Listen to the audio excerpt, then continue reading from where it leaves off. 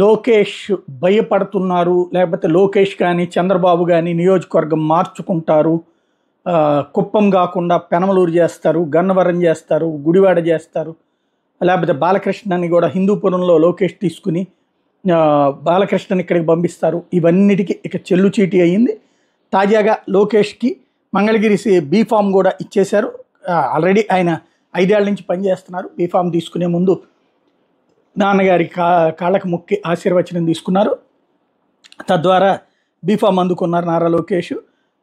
ఇకపైన ఆయన పూర్తిగా మంగళగిరి అన్నట్టుంది. ఆల్రెడీ దాదాపుగా సీరియస్ ఎఫర్ట్ పెట్టుకొచ్చారు. గెలుపు అవకాశాలు ఎక్కువగానే కనబడుతున్నాయని స్థానికులు కూడా చెప్తున్నారు. ఎందుకంటే 5 ఏళ్ల నుంచి కంటిన్యూస్గా అక్కడ ఉన్నటువంటి ప్రతి ఒక్కళ్ళ అంశానికి ఏదో ఒకటి పని చేయడం, హెల్ప్ చేయడం లాంటివి చేయడం వల్ల ఇక లోకేష్ మూమెంట్ అయితే సీరియస్గా మంగళగిరికి శాశ్వతంగా మంగళగిరి నియోజకవర్గాన్ని తన అడ్డాగా చేసుకోవడానికి ప్రిపేర్ అయ్యారు.